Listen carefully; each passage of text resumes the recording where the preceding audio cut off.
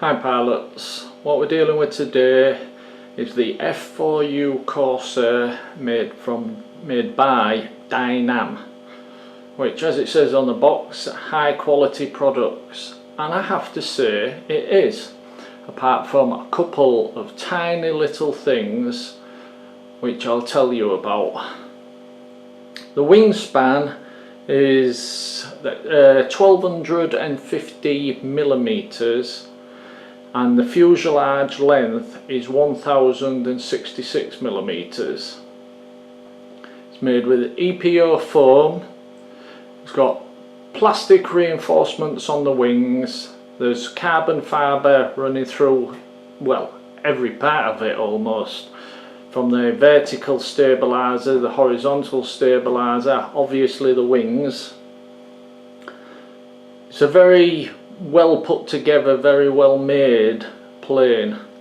So I have done some modifications on it and done a slight alter to the paint job, because for my old eyes I need to be able to see it when it's in the sky. So let's get the box out the road and I'll show you what I've done.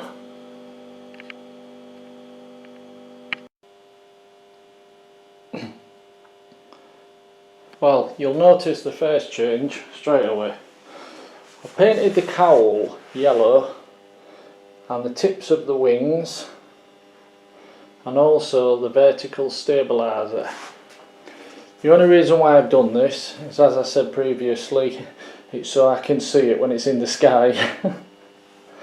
Now, what I did do, first of all, any of you eagle-eyed pilots out there would have said it's a different colour. It's the wrong blue. If I zoom in, you'll get a better indication of what I mean.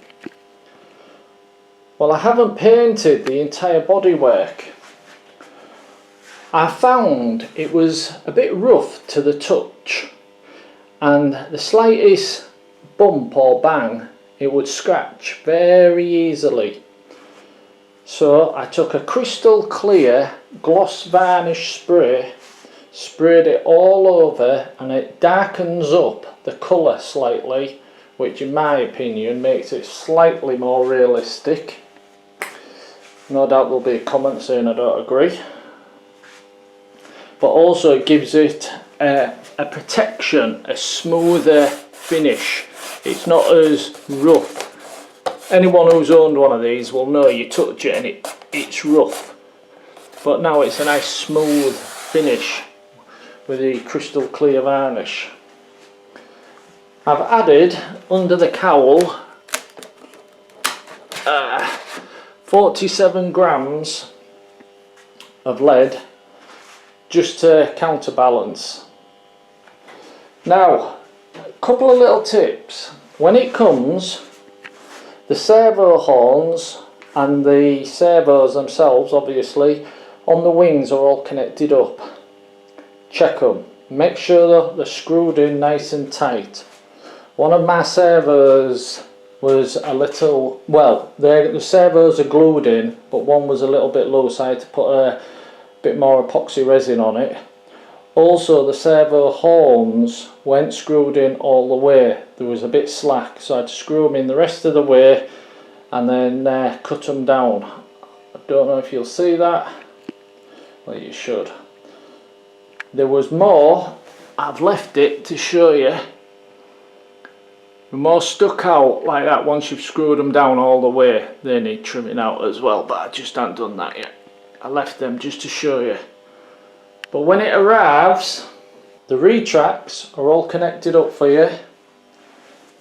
The ailerons, push rods, servos, all connected up, but double check everything, which you should do anyway. I won't tip it upside down and show you the retracts working, because the retracts, yeah, they look cool, but there's hundreds of videos out there showing you retracts. What I've got inside,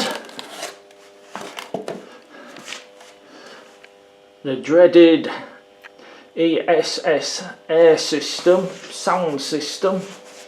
Anyone who's watched my previous videos will know why I said dreaded. Works brilliant, lovely sound system, no problems whatsoever, except for Yes, you guessed it, no guns. The guns will not work. Don't ask me why. I've asked loads of people. I've asked Painless 360, Essential RC, I've contacted the manufacturer, but I can't get them to work, so I've give up. I've give up on getting the guns to work. I've contacted other people as well. If I didn't mention you then, I apologise, but you've all been very helpful, giving me certain bits of tips and tricks to try. Everything from endpoints to rebooting. But that's the plane. Like I say, it is well worth putting a varnish gloss on it. It'll protect it, and also it gives it a nice smooth finish. Hope you enjoyed this short video. I'll be putting out a flight video as soon as I can get out again with it. Keep watching.